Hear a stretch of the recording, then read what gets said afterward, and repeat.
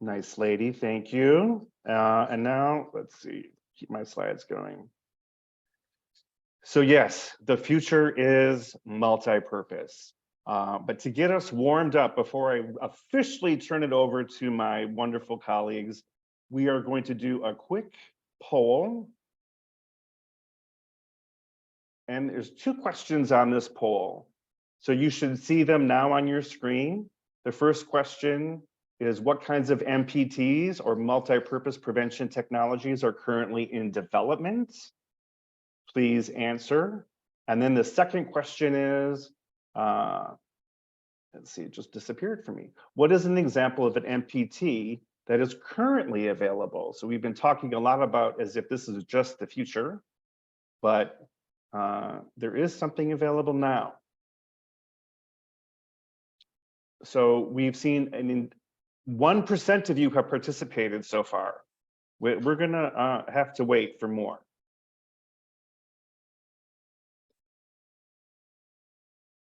Someone has, is it working for folks?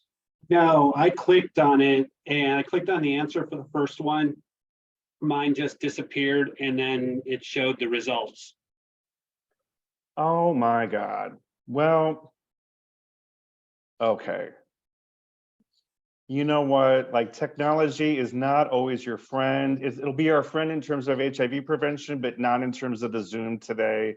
So I'm gonna just give you a lot of same. Sorry about that, folks. I did test it, but clearly I didn't test it well enough. So here's the deal. The first question, what kind of MPTs are currently in development? One of you got it right. The one person who was able to answer and then maybe ended the poll that way, it's all of the above. So there are oral pills, vaginal rings, inserts that can go in up front or behind, microarray patches and implants. And then what is an example of an MPT that is currently available? Viagra? No. Diaphragms? No. Condom? Yes. Condoms are, insertable receptive condoms are what we would consider a multi-purpose technology. So sorry for that. It was going to be fun, but that'll be our only glitch for today, I promise you. And I also ask folks to please be sure to stay on mute. And without further ado, I am going to turn over the virtual podium to my colleagues, Wara and Kate, who will lead us through this next section of the webinar today. Thank you. Thank you so much, Jim, for that excellent introduction. As always, I am going to share my screen. Hi, everyone. I am Kate Siegel. I'm a Senior Program Manager for Product Introduction and Access at AVAC. Really excited to be here in conversation with you today. And I'll turn it over to my colleague to introduce herself. Who's sitting next to me. Thank you so much, Kate. Hi, everyone. Happy you could join us. My name is Wawira Nyaga. I am the Director for Product Introduction and Access for AVAC. I'm based in Nairobi, but I'm currently joining from New York City with Kate. Woohoo! Welcome, everyone. Great. Thanks, Wawira. And so my colleagues and I are going to talk a bit about what you need to know about the dual prevention pill today, which is the next multi-purpose prevention technology on the horizon. So a lot of exciting work happening in this space. I will be joined by my colleagues, Barbara Friedland. Barbara is a Senior Associate and Project Director of Clinical and Behavioral Research for HIV Product Development at the Population Council's Center for Biomedical Research. I will also be joined by Danny Rizar. Danny is a Manager for HIV Prevention in the HIV Access Program at the Clinton Health Access Initiative. So we are going to walk through a few really exciting pieces of work that are underway pertaining to the dual prevention pill. But first, just a bit of background. So oral PrEP uptake is growing very rapidly. There are now 3.8 million cumulative global initiations since oral PrEP was approved in 2012. As of December 2022, Sub-Saharan Africa comprises 75% of total global initiations. So as you can see, oral PrEP uptake is growing quite fast, particularly over the past 3 years.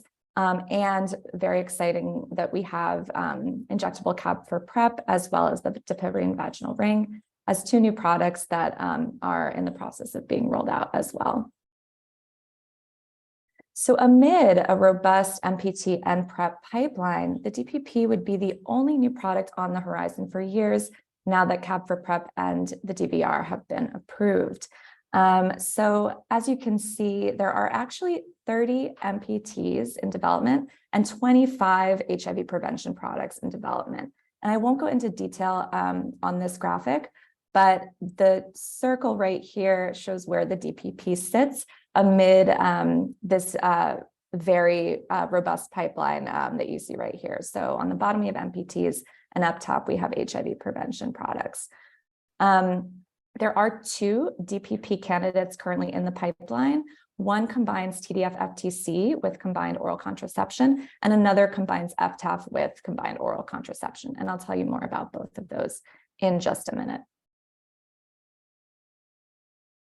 So put another way, you can see the two DPPs in development here are much further along than other MPT candidates. That said, there is an exciting pipeline that we'll dig into more today. What's notable is that there are a range of MPTs in development that would provide protection against HIV, pregnancy, and/or STIs, including some that would offer triple protection. And this graphic here is from our Advocate's Guide to MPTs. We actually have just recently updated it this month, so we will be releasing it in the coming days, and so stay tuned for that. So what is the DPP? The DPP is a daily pill for HIV and pregnancy prevention. Viatris, the product developer developing the first generation DPP, is co-formulating a tablet with TDF-FTC or oral PrEP, and levonorgestrel and ethinyl estradiol or combined oral contraception. It is a 28-day regimen with different colored pills for the first 21 days, which will contain both PrEP and COC. And then the last 7 days will have a different color because they contain PrEP only. And as you can see, there are the two colored pills to the right of the text. And then below it, you can see a mock-up of the packaging. So the packaging will be a wallet pack, and this is very intentional. It was meant to more closely resemble oral contraception packs. And you'll be able to tear off sheets each week, and they will have instructions for use printed on each pack. Branding and secondary packaging for the DPP will have a women's lifestyle feel. This is also based on end user research with cisgender women who really wanted it to feel a bit more like a lifestyle product, and to demedicalize it. And very importantly, Population Council and Medicines 360 are collaborating to develop a DPP with FTAF. This would be the second generation DPP. The timelines are a little bit further out, but what's exciting is it could be 1/3 smaller than the DPP with TDF-FTC, which we know would align with user preferences for a smaller pill size. So Viatris plans to file for regulatory approval with the US FDA in 2024. So we are a couple years out from potential DPP rollout.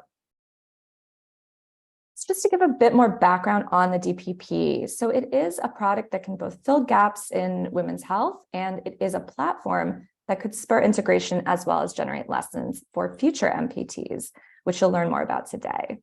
So just a quick overview of the product and the platform. So in terms of the product, we know that oral contraception is a substantial and consistent market share in high burden HIV settings. There continues to be an unmet need for FP in many of these settings, and many women at risk of HIV face challenges using oral PrEP and would prefer dual indication products. So the opportunity here is that the DPP would offer a user-controlled, co-formulated pill to support convenience. So one pill, would presumably only require one clinic visit, and it may motivate increased knowledge, use, and adherence compared to oral PrEP taken alone. In terms of the MPT platform, we are seeing a growing interest in MPTs with developers, researchers, governments, and end users. The DPP would offer an accelerated pathway to market entry because it doesn't require a large clinical trial, for regulatory approval. It only requires a bioequivalence study.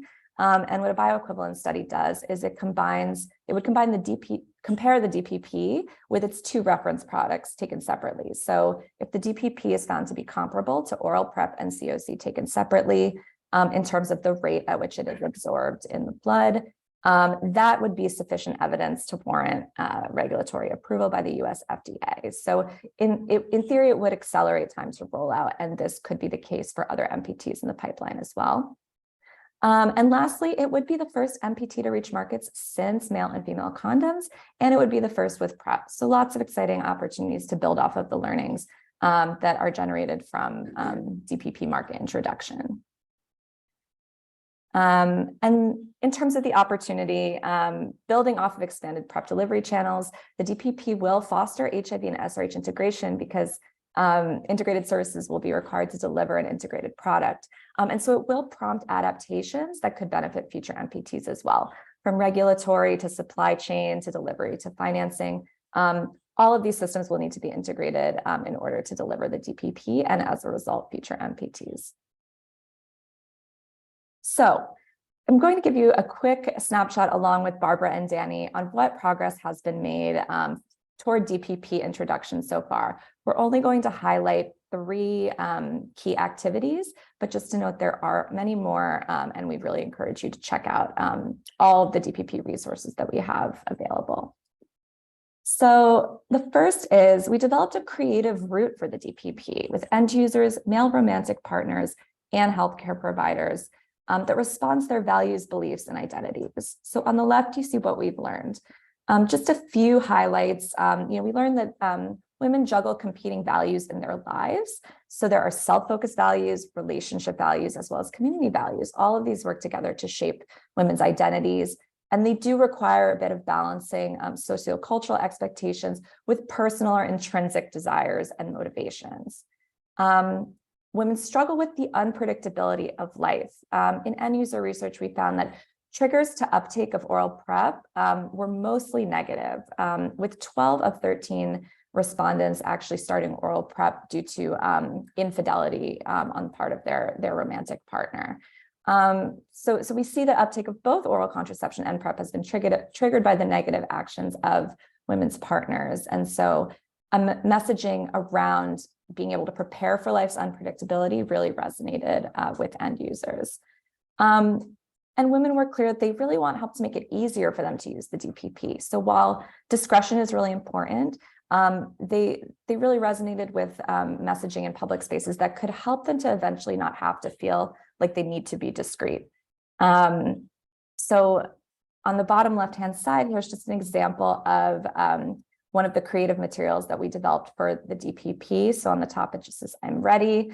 And then on the right side, it says, "I'm in control." So really capturing the self-care lens, an angle that we've heard in terms of our end user research about how women want, what the benefits of the DPP brings for end users. And then on the right-hand side, just quickly, how it matters for the DPP and MPTs. So the DPP motivates women to embrace who they are. Users felt really motivated when their individuality as women was celebrated, whether through a goal-oriented enjoyment or a self-care lens. So kind of celebrating them as opposed to linking the DPP to their relationships. Moments, not demographics. So we did some end user segmentation, and what we learned is that using everyday moments in women's lives where the DPP carries relevance were really powerful and resonant entry points. And users felt the DPP could help them navigate these moments when they need to take control of their sexual health.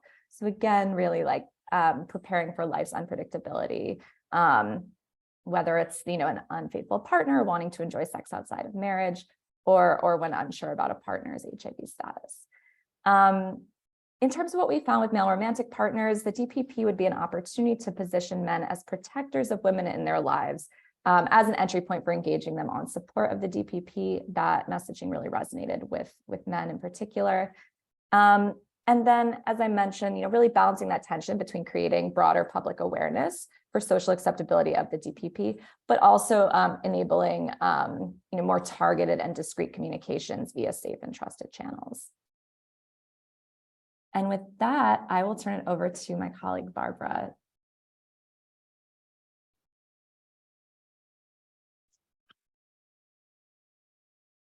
Thanks, Kate, and thanks everyone for your interest and coming today. I see we're now up to 100 people. It's really exciting to be able to present to you.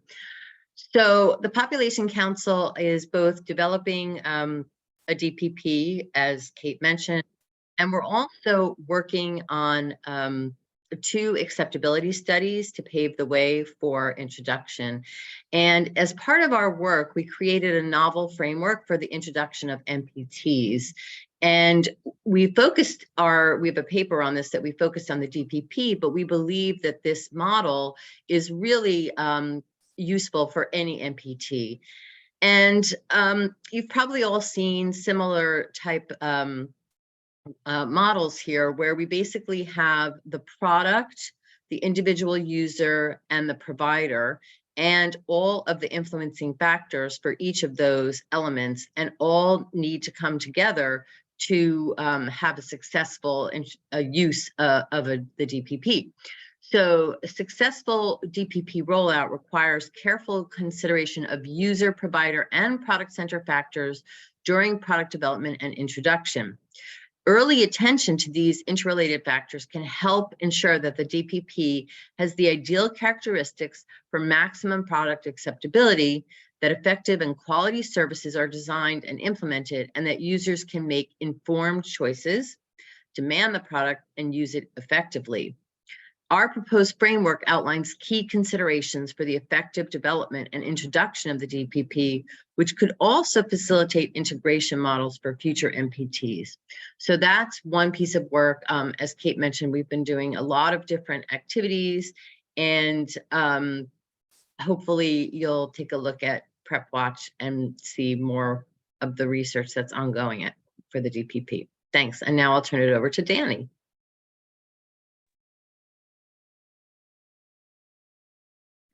Thanks so much, Barbara, and hi everyone. Danny Risar here, calling in from Lusaka, Zambia. So a key question that always comes up when we think about introducing new products and how they will impact health systems is cost effectiveness. So for MPTs and the DPP specifically, we really do have a much more complex analysis if we think about both the contraception related outcomes and the HIV prevention related outcomes. So I'm sure many on this call are familiar with the different metrics we use in contraception, like how different options contribute to a couple of years protection and averting unintended pregnancies. And in HIV prevention, we have really strong existing transmission models that enable us to estimate impact and cost effectiveness,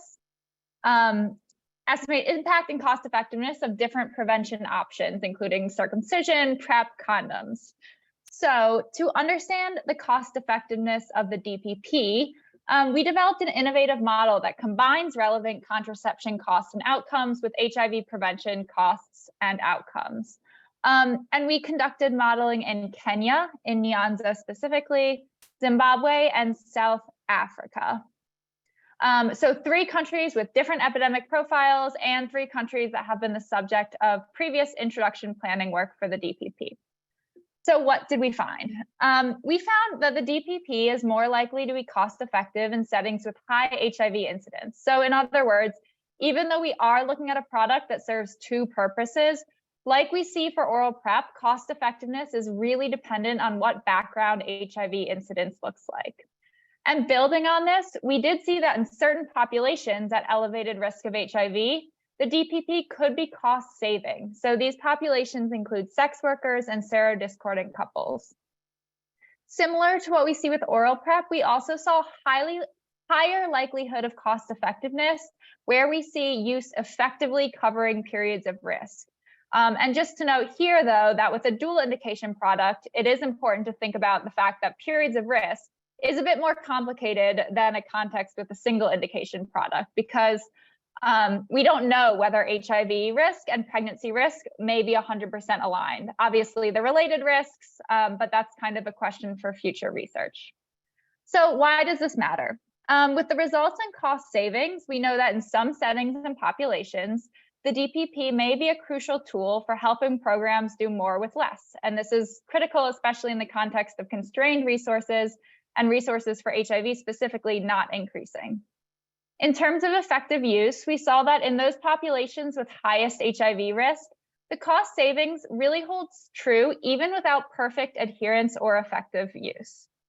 But finally, we know that there is really a need for effective counseling to support informed choice, as the DPP won't be the right option for everyone. And for those who struggle with adherence, the DPP may not provide the desired protection for unintended pregnancy or HIV and not result in optimal cost effectiveness.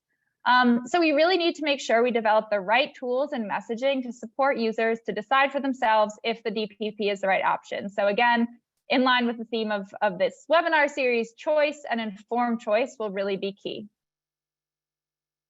Back over to Kate, I believe.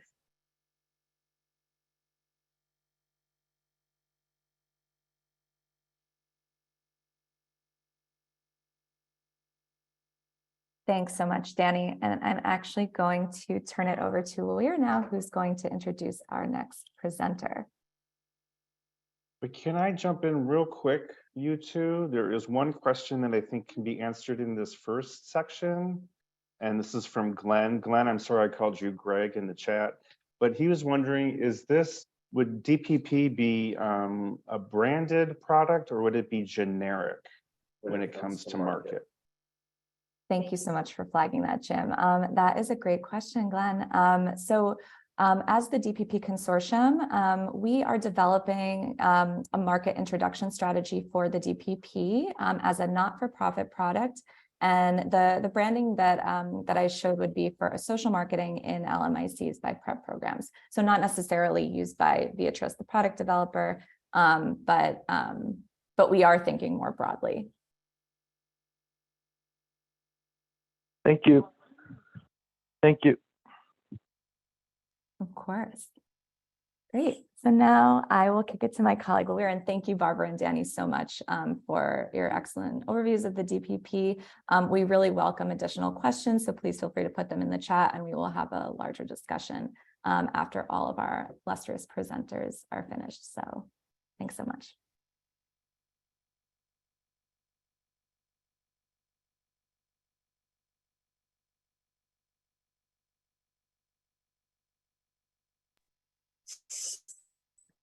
Sorry, Jim did that promise. Okay.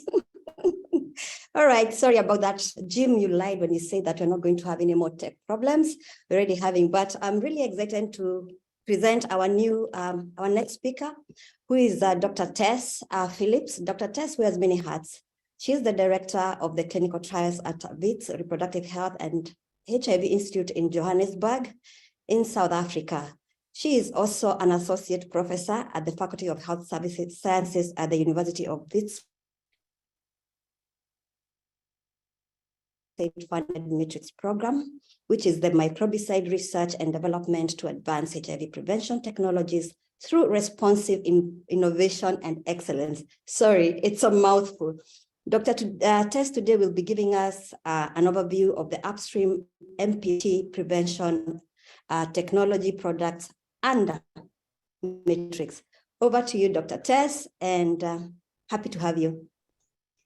Thanks so much, Bobira, and hi, everyone. I'm gonna, given we've had a couple of glitches already while I came off video, I'm gonna take myself off.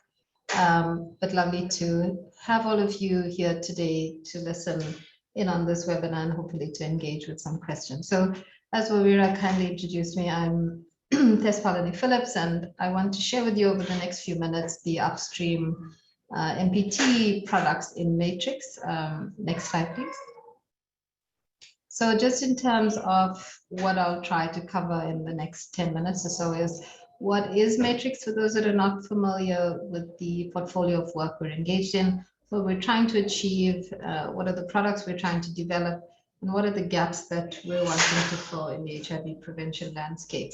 And for those that are not familiar with what Matrix stands for, it's at the bottom, microbicide research and development to advance HIV prevention technologies through responsive innovation and excellence. And it's quite a mouthful, and so Matrix is a easier way for us to communicate our portfolio.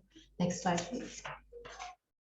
So as you all know, or may not know, this is a USAID funded project, and it's built on a strategy that is intended to be very much reflective of engaging with the potential end users. And so it's built on the guiding principles that have been evolving over the last few years around understanding our end users, what are the barriers and the preferences when it comes to products, how does the research that we do get incorporated into what we would define as the target product profile or the desired characteristics of products, so they're not just heavily medicalized, but also could be appealing during the sexual acts. Making sure that we prioritize research on the products that meet the end user, and then really making sure that anything that is done around products is developed to be affordable, feasible for our healthcare systems, and making sure we get community acceptability and buy-in as these products evolve. Next slide, please. So through the evolution of the thinking there, USAID awarded Matrix, which is a 5-year, $125 million cooperative agreement that's funded by USAID since 2021. And it's implemented by the McGee Women's Research Institute with 19 partners across the global north and south, as you can see on this slide. We're led by Prof. Sharon Hillier from McGee and myself as Deputy Director from the SRH in Johannesburg. And so collectively, all of our partners have expertise across multiple fields, including drug formulation, drug delivery and product development, clinical trial designs, human-centered design, social behavioral research, market strategies, and business case development. And then critically, a huge component focused on capacity strengthening and stakeholder engagement. So ultimately, our collective goal is to expedite R&D or research and development on a range of HIV prevention products for women that hit a couple of key criteria. 1, they need to be acceptable. 2, they need to be affordable. 3, scalable. And 4, deliverable. So the mission of Matrix is built on this, and we aim to do this over the remaining 3.5 years through equitable North and South partnerships. Next slide, please. So just in terms of what our strategic priorities within Matrix, there are 6, as you can see on these slides. And so the development of all of our products stands on the shoulders of these 6 priority areas, which focus in on the health impact, the acceptability and access, efficacy, technical and regulatory success, safety and ease of intro and scale up. So when you build anything with these front and center to every decision that's made as products evolve and are changed, it does keep you on the focus path to what we hope will be success in the next few years. And so we're building Matrix with this acute awareness and recognition that these priorities, and if we aim to ensure to be responsive to them, will help us to structure and design and ensure that the products are the best fit for the targeted end users. Next slide, please. So without going into too much of depth on this slide, we have 6 key technical areas, and you may know our partner M&M, the Mosaic Intro and Access team. And so we're Matrix, the other end of the scale, where we're looking at the early products, whereas Mosaic's looking at those that are going into real world intro and access. And so without going into the detail of these 6 technical areas, I'm just showing you the slide to illustrate the breadth of the work that is covered within Matrix, and all of it really is targeted to advancing the products as seamlessly as possible, taking into account all the feedback that comes in from our engagements with targeted end users on the ground. Next slide, please. So we've heard earlier today from the great speakers that went ahead of me that a lot of the MPT portfolio of work is built on the understanding that we want to ultimately be reducing stigma. We want to ensure that we improve a patient or a participant or a young woman's experience of a product by reduction of the stigma. And so when we combine multiple indications, the idea is not just to be ideal in terms of stigma, but then also benefit sub-Saharan African countries where we can have shared cost for delivery of some of these products, and then have economies that will helpfully really benefit the national implementation teams in sub-Saharan Africa. And so on this slide, you'll see six 6 products at the top and then the final 3 at the bottom. And these are the current matrix products that are evolving as we've worked over the last year and a half and continue to evolve as we work forward. So this pipeline really consists of the 9 products, and some you can see are implants and injectables. They're driven to protect from HIV. You'll see that there are MPT indications, but for the purposes of matrix, the regulatory pathway is really specific to HIV on the top 6 products, and then contraceptives being brought into the last 3 products right at the bottom of the slide. And so the intention here is to make sure that we're able to move nimbly and quickly to try and bring these products to early phase studies in the African region, and then hopefully advanced clinical trials as well for safety and efficacy. Now you'll also see that there are some non-systemic vaginal products on the slide, and I'll go into a bit of detail in the next couple of minutes on them. But it's just to illustrate that there are new formulations of existing methods that we're familiar with, or existing drugs we're familiar with. For example, the vaginal film, as you can see here, contains dapivirine. It's a different way of just delivering a drug that many of us are familiar with and have worked with over the course of a month or more. And it slowly will release the drug or the active ingredient into the vaginal vault. Then we also see 2 cabotegravir products on the top 6 products. We have an injectable, depot, and then we have pellets. So different formulations, again, of a drug that we're pretty familiar with. And so ultimately, we also have hormonal and non-hormonal products, and then we have products that may appeal to those that would like plant-derived. So ingredients such as the graphitzin molecule, which is derived originally from seaweed. Seaweed is also shown on this slide.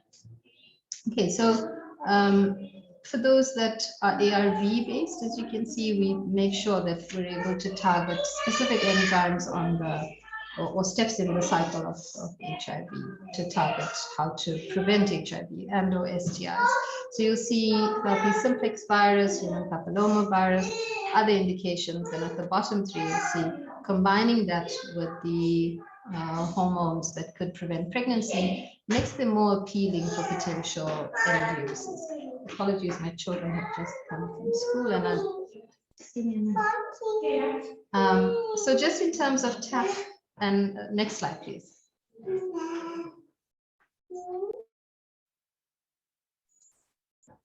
So just with TAF and L-vitigrava, we have, that's one of the inserts. It contains 2 anti-HIV drugs. And so just in terms of the life cycle, the HIV life cycle, they would target at 2 points on that. So these are potentially designed to be used on demand, either before sex as PrEP. And then there's possibly an indication for PEP, but as I indicated earlier, we're looking within matrix for the PrEP. Apologies for the background noise. For the PEP indication after sex, it's something that we may not explore in the current portfolio within matrix, but there's certainly opportunity for us if there is funding to pursue that and a regulatory pathway for it as well. Now, this product also has potential to be inserted vaginally or rectally because it's, if you can see on the slide, it has currently the formulations have a bullet shape or an almond shape, and the almond shape has a dimple, and these have been designed using human-centered design plans as well. Next slide, please. Oh, and then finally, there's a phase 1 trial that's being planned for vaginal use in the US and Africa. So the second product is the graphitzin non-ARV, anti-HIV product that I've mentioned. It's a viral entry inhibitor. Again, here's something that's plant-based, low risk of resistance, potentially no HIV testing required prior to use because it's not ARV-based. There's a limited risk of reduction. Then individuals in this instance will be able to insert a STI vaginally or rectally and shortly before sex. It's designed to provide protection for at least 4 hours. So again, you'll see over the next couple of slides, variable activity periods for each of the products. We have the Ocrest non-ARV non-hormonal ring. Now, this is a new design of the ring that many may have not seen before. It is a novel delivery mechanism in that it's a lobed elastomer intravaginal ring with 2 cassette inserts, and there are 2 biomolecules that are within there. One that acts against HIV and potentially HSV and HPV, and the other inhibits sperm mobility and ability to fertilize an egg. And the projected period of activity will be about 1 to 3 months. So it's pretty novel, and I think we're all familiar with rings, but this brings in a non-hormonal, non-ARV component as well. Next slide, please. So then we also have the Depivarine vaginal foam. You can see a little insert in the middle, speaking on the slide to what would be the benefits of a product like this. There are 2 components currently within Matrix for the Depivarine foam. One containing levonorgestrel to prevent pregnancy, and the other just Depivarine alone. And this again, ease of use and privacy, one size fits all approach. It's convenient to carry around. There's no messiness, and there's nothing to throw away. It's basically will be resolved into the body once the product of activity is passed. Next slide, please.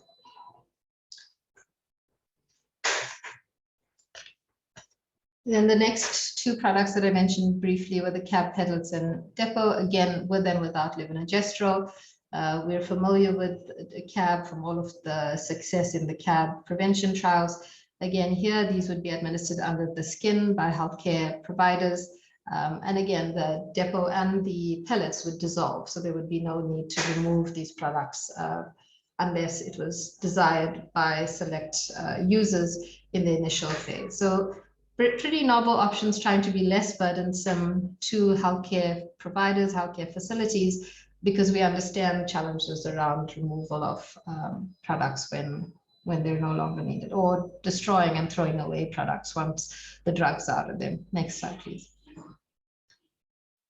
So just in terms of our activity hubs, Matrix is not just product development alone. They're built on engaging with communities, engaging with clinical trial sites, engaging across the global south to make sure that the products meet end user acceptability and preferences. There's also deep investment in social behavioral research within the clinical trials as they are evolving and going to field, and then ensuring broad stakeholder engagement. So liaising with our regulators, our our ethics committees, the ethicists in each of the trial Matrix countries is really crucial.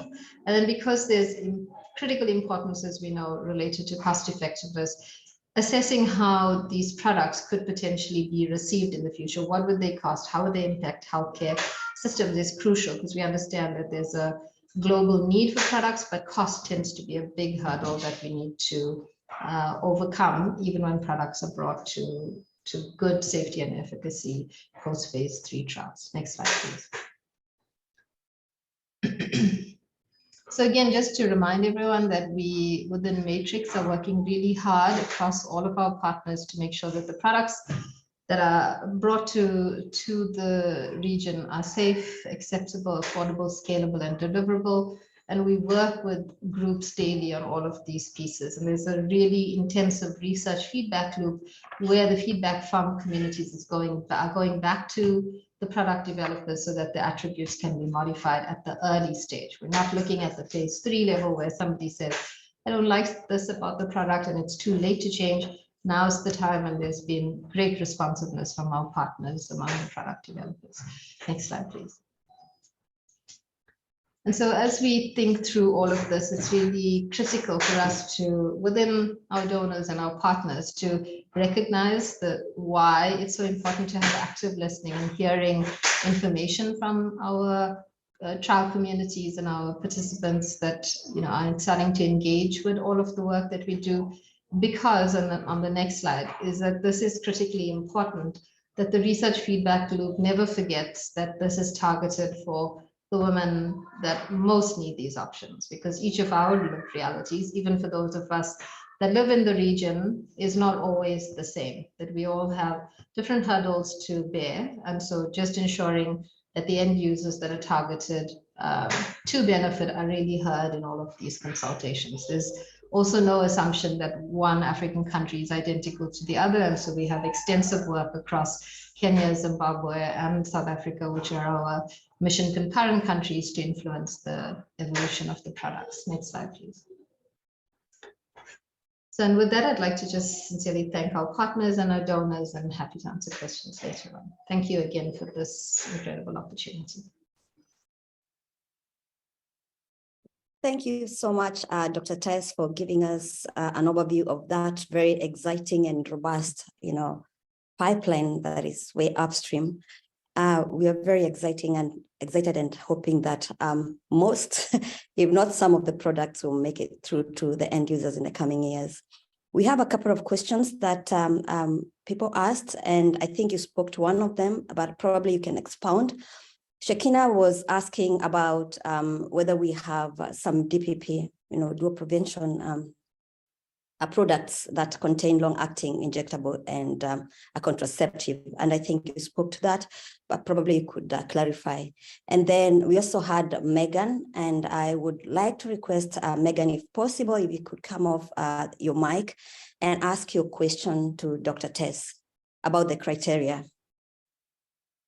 Sure. Yeah, thanks, Wawira. So Tess, if I'm not mistaken, one of your earliest slides was those 6, I think you were calling them criteria for which kind of considerations would bring a prevention product into the matrix, into the fold of the matrix project. And the last criteria had something to do with its potential for introduction and scalability. And so I was just kind of curious, when you guys are vetting potential technologies to kind of nurture within matrix, and you're thinking about introduction and scalability, what is it that you are looking for? What are some of the benchmarks, the criteria, kind of what gives you the signal that something is probably going to be scalable versus not? Thank you. Thanks so much. That's a really great question. I think what we try to make sure that we do is, as I mentioned, one of our hubs is focused on business and commercialization. And so when it comes to scalability, we need to make sure that the products are not really, one, a cost issue. Two, when we look at the ability to roll out a product, it needs to be at a level sensitive to the ability to have a healthcare system that isn't challenged by really making sure that we can take it to scale. There's intensive engagement with getting input from ministries of health, for example, in sub-Saharan Africa, as well as government bodies early in the product development pipeline to make sure that we're meeting the needs of the global south, because you want to ensure there isn't a disconnect between this beautiful product and the ability to roll it out. I think we know, for example, within South Africa, where I live, it's primary healthcare facilities are overstretched. We may not have the best infrastructure or resources to house minus 70 degrees freezers, for example. We may not have personnel that are able to do colposcopy in a setting. And so there's a balance of how do we make sure that we can cross that bridge as the products move forward to meet the needs of the targeted healthcare systems as well as the targeted end users. We also want to make sure that there aren't extreme temperature requirements to maintain these products and decent enough shelf life so that they're easy to access. In terms of over-the-counter ability, is there an opportunity to explore delivery of products without needing to be nested within a healthcare system, or to have a healthcare provider who's a clinician or a medical officer or a pharmacist dispenses? Within the portfolio, there's a range of options that also are long acting. And so are we able to design them so there's minimal burden to return to healthcare facilities for removal? So those are some of the issues. Cost is clearly a massive piece of this, because we understand the limitations. And so there's an entire portfolio of work. And there was a webinar earlier today, before I jumped on this, around cost effectiveness analyses, which also feed into the ability to deliver as well. So quite a lot of thought is being put into it. I'm hoping I've addressed your question. Okay, thanks, Tess. Maybe briefly, could you speak to the product that contains carb and LNG, just to respond to Megan's question? Yeah, sure. So there's products that we have, the CAB injectable depot given under the skin. It almost forms like a bubble under the skin, and it potentially could be active and within for a 4 to 6 month period. And then there's the pellets, which you saw the little tiny white pieces on or the graphic that I shared around the size of them. So they're about the size of a matchstick head, and we probably need to insert 4 to 8 under the skin. Here again, based on the loading of those pellets, looking at a 9 to 12 month period of ability to put cabotegravir into the body. Now, those products have an MPT component where they're now Conrad, who are leading this piece of the work, are working to add on levonorgestrel. So it has then a contraceptive indication. So, there's really ability to build on what we know about cabotegravir from the earlier trials and then to expand it into different modalities, because then the regulatory pathways is not as challenging as it would be for a novel product or novel active pharmaceutical ingredient. So there's opportunities there that's coming through the pipeline as well. Clearly, we need to do the single indication studies first and then follow shortly with those with the contraceptive indication. Thank you, Thank Tess. you, Bobby.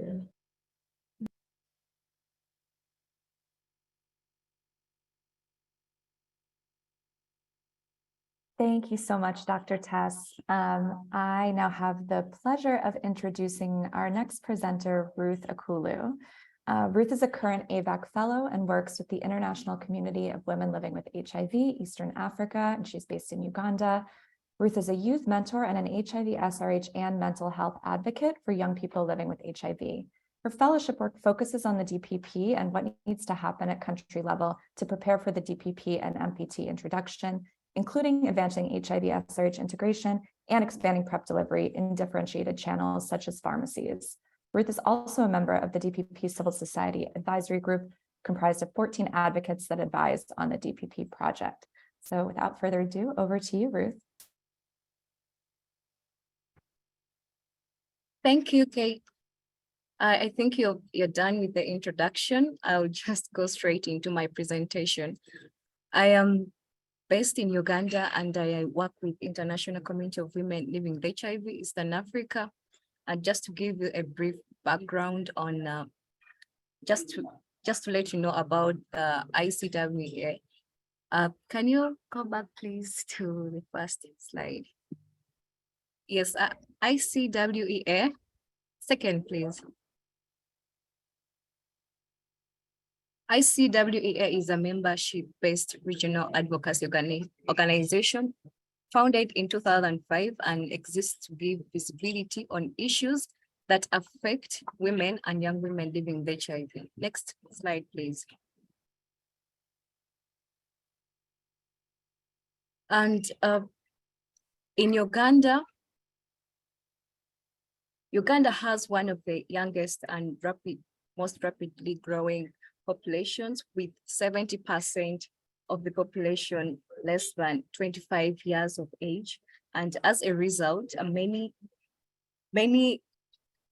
young people in this age group are confronted with many reproductive health and other health challenges that which include child marriage and HIV.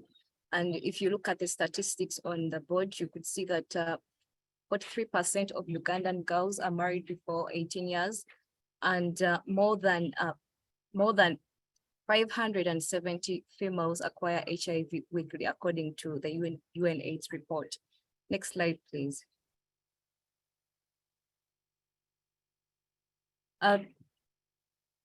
Most of these adults and girls and young women have an unmet need for family planning, and that is the total comes to 30%.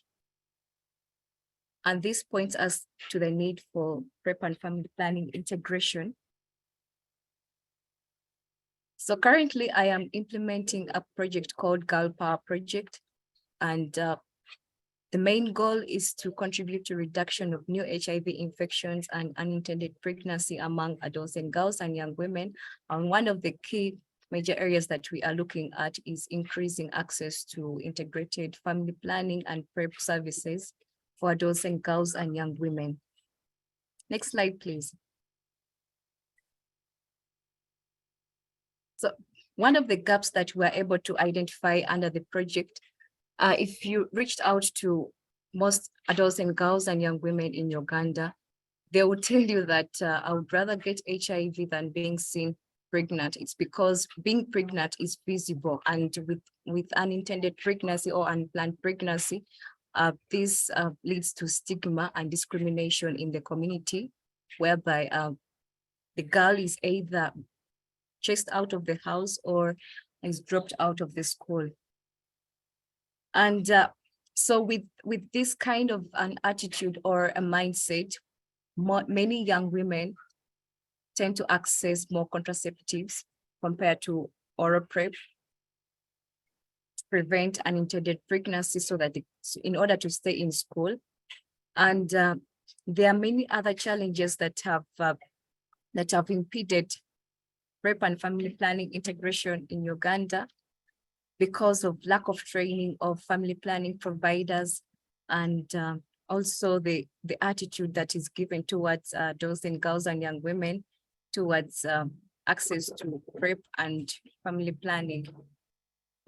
Also, the monitoring and reporting system are operating in silos. So this affects tracking of access to integrated family planning and PrEP integrated services. Next slide. So these are other barriers that have hindered PrEP and family planning integration, which includes lack of body that is dedicated towards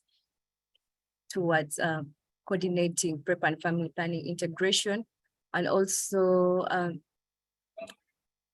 we've had a lot of commodity stockouts, and that is both in the HIV and family planning programs. If you enter a health facility, you could hear that many healthcare workers are complaining of PrEP stockouts and also contraceptive stockout. Next slide. So what have we been able to do under the Girl Power project? We've been able to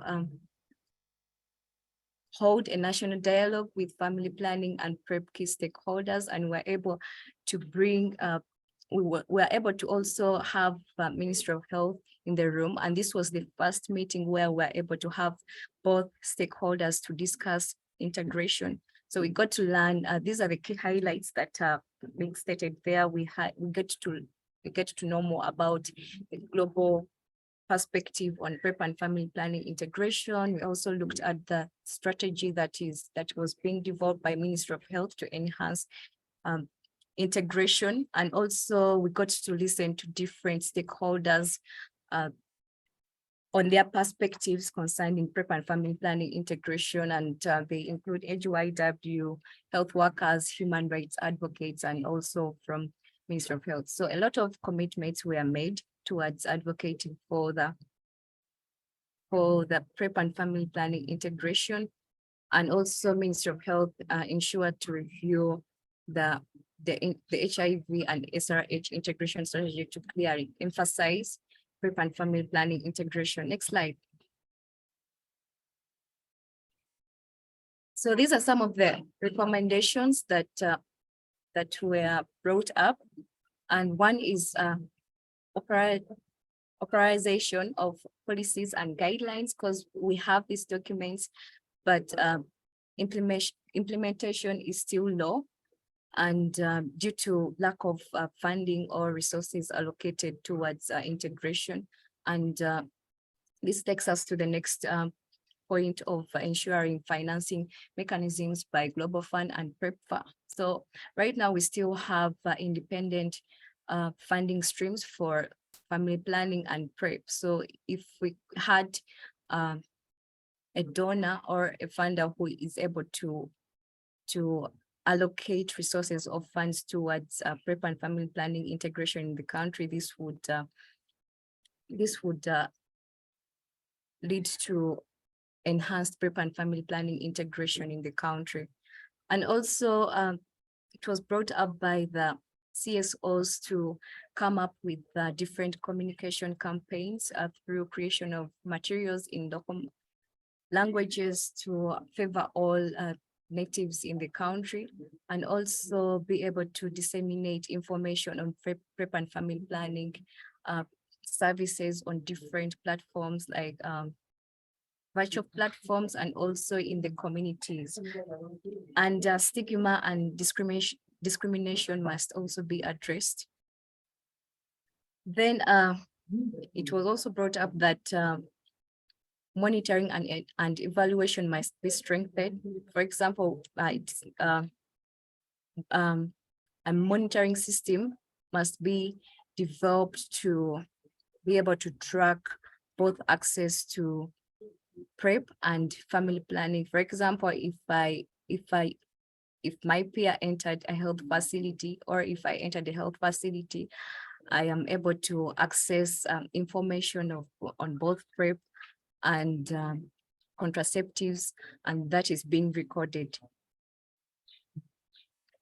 And for commodity stockouts, we are together with CSOs. They've been able to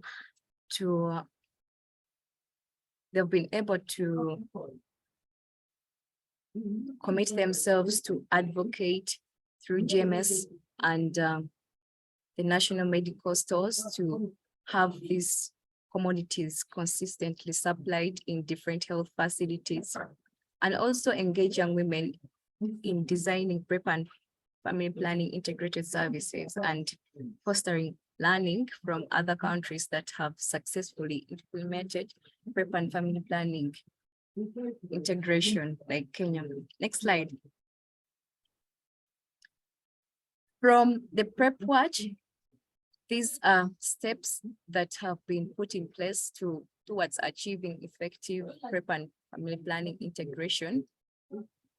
And if you follow this would enable us have an effective PrEP and family planning integration. I want to go into details. Next slide, please.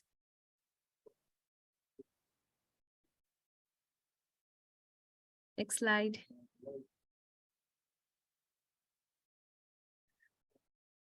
Can you first go to the next slide, then I'll come back to this. So we all know that the dual prevention pill is a product that contains both the PrEP and oral contraceptive, and integration of PrEP and family planning would pave the way for the dual prevention pill, and that is one of the core efforts that the Cow Power Project has been pushing for, to lay groundwork for the dual prevention pill introduction. But we had to make sure that people understand what the dual prevention pill is in different platforms that we're able to reach out to through. You can go back, please, now. Yes, so we're able to provide information and also conduct education around the dual prevention pill research. And we created awareness around the bioequivalence studies that have been ongoing. And we've had different platforms that we've been able to reach out to, the DVR meetings and SRH related meetings. And in all these meetings, we made sure that PrEP and family planning integration would be paving the way for the DPP, just to let people understand why PrEP and family planning integration. Next slide. Next, you can go back. Sorry. Yes, so more opportunities for PrEP and family planning integration. We've been also been advocating for diversification of service delivery, or having multiple delivery platforms for integrated PrEP and family planning products. And one of these platforms is having PrEP and family planning products in pharmacies, and we've been able to we've been able to advocate for funds through paper together with CSOs and MOH. And some funds have been allocated towards funding for pharmacy-based PrEP delivery. And though discussions are still ongoing. Next slide. So expected outcomes for PrEP and family planning integration. So this is what we expect: reduced HIV-related stigma and discrimination, better utilization of scarce human resources for health, due protection against unintended pregnancies and STIs, including HIV, decreased duplication of effort, and also increased market for PrEP and other new options that are coming on board, like the dependent ring, injectables, and also the due prevention pill. Thank you so much for listening. Thank you very much, Ruth. That was beautiful. Thank you so much for joining us today. In the spirit of time, we're going to move right on to our final speaker. I'm delighted to introduce Greg Millett. Many of you may know him. He was a scientist for many years, or he is a scientist, but he was many years at CDC. He was instrumental in the White House Office of National AIDS Policy for the first national ending HIV plan that happened several administrations ago, not the one we just had, but the Obama administration. And now Greg is at AMFAR. And I think what's really important, what he'll be speaking to today are the needs for other populations to have access to things like multi-purpose technologies. Much of the space is really focused on young women and girls, cis women and girls, but we know that gay men and transgender individuals also could benefit from technologies that do more than prevent HIV. So without further ado, thank you, Greg, for joining us. The floor is yours. Great, thank you, Jim. I also want to thank AVAC for this wonderful platform. I really learned quite a bit today from the previous speakers. I wanted to talk a little bit about multi-purpose prevention technology for key populations broadly. As many of you know, key populations, we are less than 5% of the global population, but as much as 70% of new HIV infections worldwide are among key populations and our sexual partners. But unfortunately, it doesn't matter which region of the world that you're in, that you see that HIV spending for key populations lags far behind the estimated total share of need that we need to address these issues. And it's not just spending for HIV. We also see the spending for multi-purpose prevention technologies and investments really lag for key populations, some key populations more than others. We've really had some terrific discussions this morning in terms of MPT plus contraception. But when you take a look at the total investments that we see thus far, this is from 2018. I know that AVAC has something that's going to be updated. But as of 2018, the $63 million in investment might be in contraception. And where I see that may be an issue is that when we look at MPT fields and the technologies that are available, some of the things that we're discussing today are, somewhat more receptive for female sex workers, as well as female PWID, maybe just tangentially effective or useful for transgender men, and then not at all useful for male PWID, transgender women, or MSM. So we need to start thinking now about what other types of technologies that would be much more useful for some key populations. And really, I don't see this as something that's disappointing. I see this as an incredible opportunity for us to address the needs of key populations and to make sure that science addresses these needs. So what are the case for KPs and MPTs? Now, key populations is a very large group and also a very different group. And there's no way that I can go in depth into every single group for just a 10-minute conversation. So I'm just going to pick out, specific cases for specific key populations and talk about why we might need MPTs. Many of you know that there's, been systematic reviews of PrEP and meta-analyses looking at people who take PrEP and STIs. There was one meta-analysis that was published several years ago across, many different continents and countries. And basically what they found is that among PrEP users, the pooled prevalence of chlamydia, gonorrhea, or syphilis was 24%.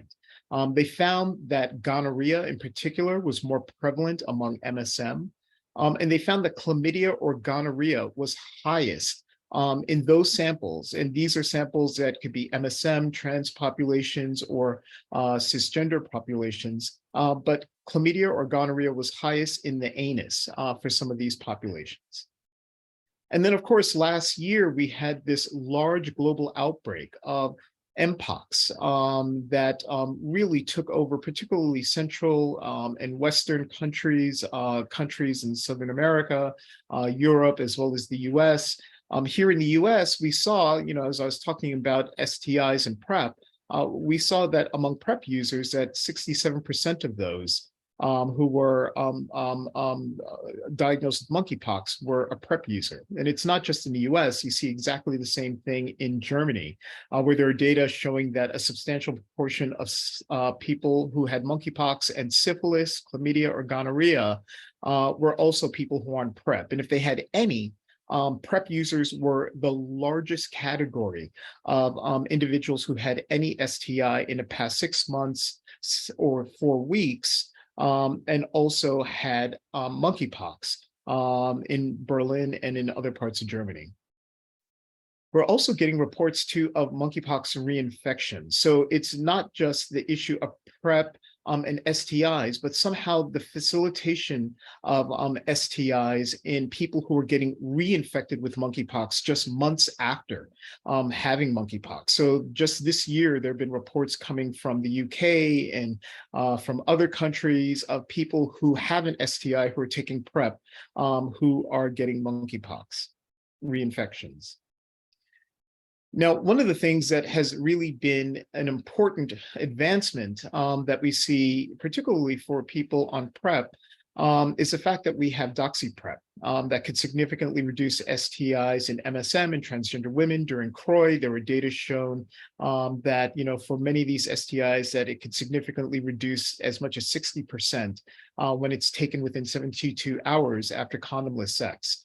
And more importantly, in the PrEP cohort, of some of these studies, they found significant reductions for gonorrhea, for chlamydia, as well as for syphilis. So it's good to see that, when we think of MPTs, we could potentially think of an MPT for people who are taking PrEP, as well as, some sort of combination with doxypep.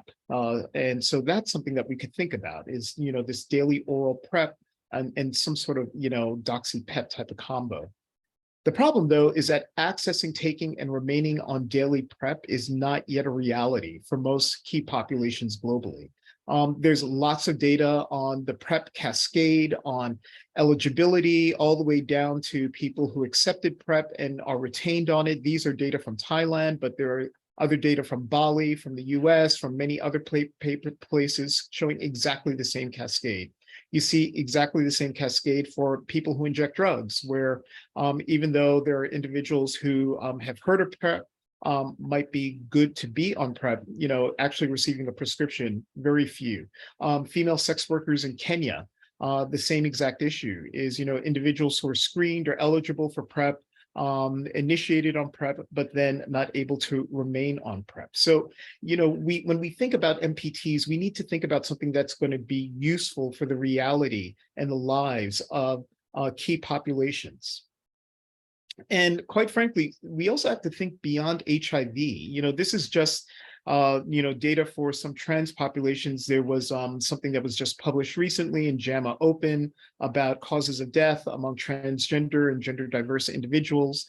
And some of the causes that they were looking at was PTSD, cardiovascular risk because of stress, stigma, and discrimination, suicide, homicide, as well as endocrine, nutritional, and metabolic diseases, which are greater among trans women compared to cisgender women. And looking at all of these forms of death among trans feminine individuals, 34 times greater compared with cisgender men, 60% greater compared with cisgender women.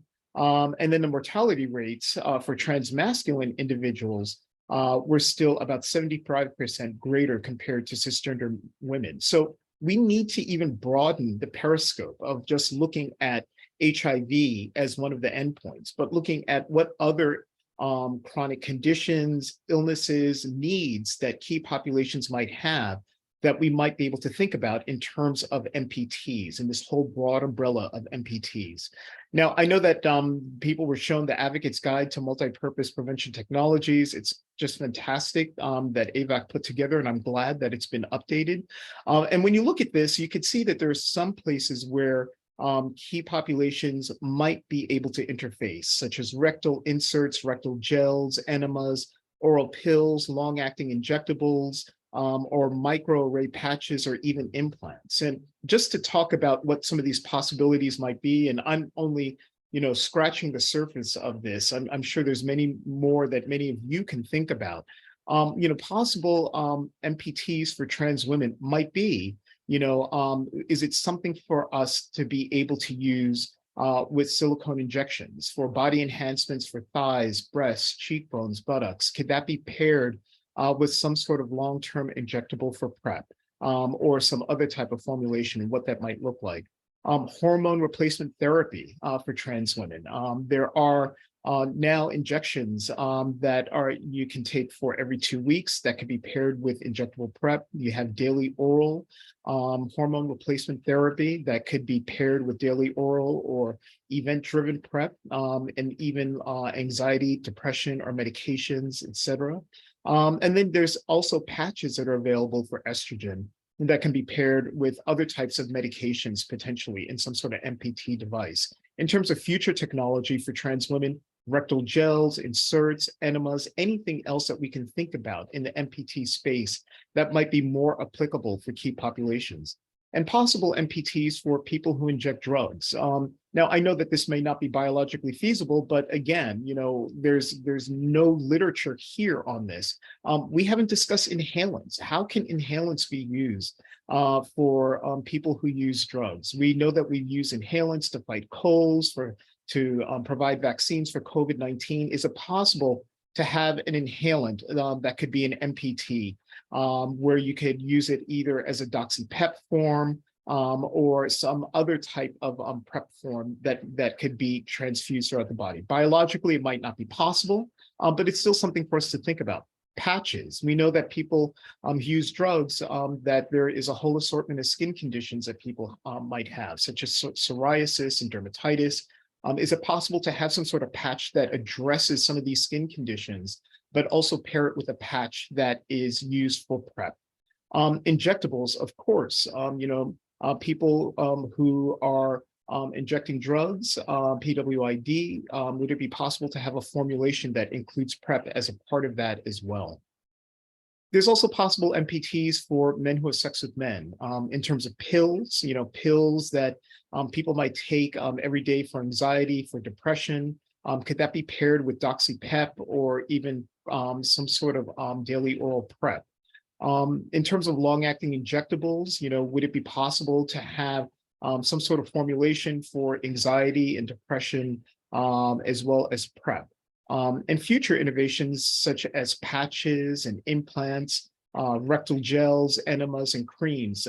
Some of the creams that I was thinking about is that there's a lot of men who use testosterone, and testosterone can be given either through injection or it can be given through a cream that you place on your body. Would it be possible to have an MPT available there that is also something that could be used for HIV prevention?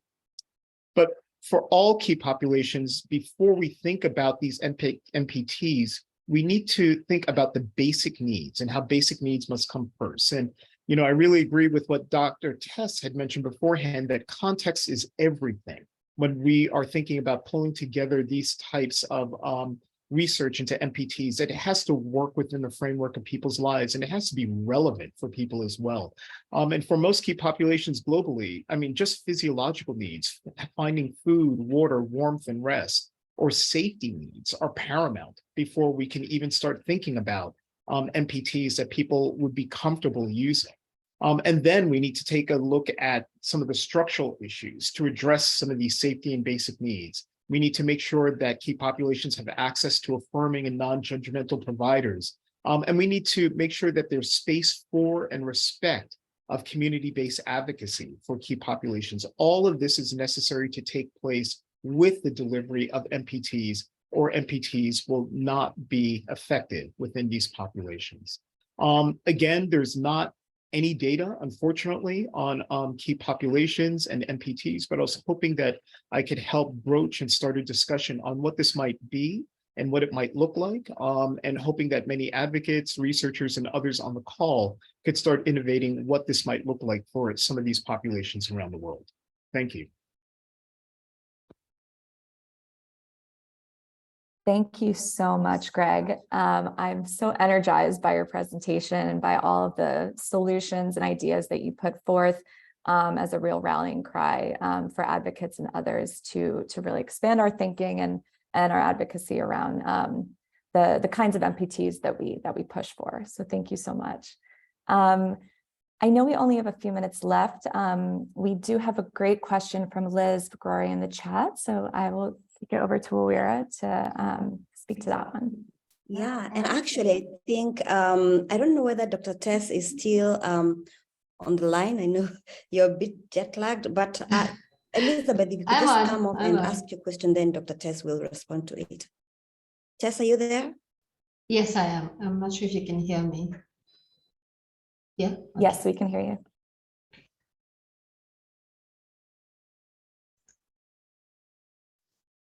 Should I go to the question in the chat? It's from... Okay, I can read it for you. I think what Elizabeth was asking, it's in regards to the formulation and the matrix products, and appreciating that most of the, the developers have been working on some other products, and she was wondering whether they've been able to synthesize and apply some of the lessons of the microbicides field, and this is specific to some of the formulations, e.g. the N9 film that was, when it was being tried out, it was hard to, insert in hot places, and it was messy. And just if you could just speak to how the product developers are using learnings from some of from this current ongoing work, would really appreciate. Thanks, Wawira. So thank you for the question. I'll answer this. It's a bit of a long story, but let me explain how we're doing this. So within the Matrix Consortium, there's a group called Design to Delivery, and there's also a group called CASE. Now, CASE is a group that supports capacity development and mentorship of growing African talent. And so part of that has been to basically sponsor a level of effort from a researcher based in the global South to learn how to do landscape analyses. And so just in terms of the literature base, the group between the global North and South have focused in on evidence synthesis on end user acceptability work, because as you indicate, there's a massive data out there, and it would not be ideal for us to ignore that. So the group has put in 6 months of work looking at about 360 plus studies that have been done, focusing specifically on what influences acceptability and preferences of the different products amongst end users, influencers, partners, providers, stakeholders, everyone. And some of the products are oral tablets, vaginal rings, injectables, gels, foams, just the entire expanse of it. And they've used an analytical approach to basically try and synthesize what are preferences around dosing regimens, usability, deliverability, the effects of the product on sex, what are the targeted end users characteristics, the partners characteristics, and really trying to synthesize it all. And there was a great webinar that they did about 2 weeks ago on all of this. And the aim is to really take this for the Global South student or scholar to take this into publication alongside the team as well. The intention currently has been to synthesize it, publish, but to also take the data to the PDs who are present at the call. We've had 2 updates as they've progressed. And so the synthesis of what has been experienced is being channeled back to the product developers to utilize based on past learnings. But using a landscape, a very scientific methodology to try and pull it all together to digest it much quicker than reading 365 studies. So certainly that's, it is something we're doing, and hopefully we'll see the benefits of it play out over the next few months. Thank you. Thank you, Tess, for that excellent answer. Thank you, Liz, for bringing up that important question. I want to thank everyone who joined us today, more than 100 who joined us live online, well over 300 who registered. I want to thank my wonderful moderators today, my colleagues at AVAC, Wara, and Kate, all of our speakers, Danny, Barbara, Ruth, Tess, and last but not least, Greg. I know many of our speakers had multiple challenges with jet lag, coming out of being sick for a few days, others. So thank you all for really showing up today. It was so important, and we are so grateful. I hope to see this conversation continue. I hope folks are listening and hearing that there's great demand and great interest in MPTs for all kinds of people. And that we can be inspired by what's happening in the cis women, cis girl space, and really expand that to include all the people who might really benefit from things that are co-formulated and bundled together. So thank you for that. As a reminder, we'll be sending out an email to everyone when all these materials are available online. You can always check our website, the Choice Agenda webpage, and check out all of our previous webinars. You can sign up for future webinars. The next one is in May, and I teased in the chat, there's one about booty prep or rectal microbicides. That's coming up in June. So I hope to see you all there. And without further ado, we are going to close out this webinar today. Thanks again. Take good care and have a good day, evening, and tomorrow. Ciao.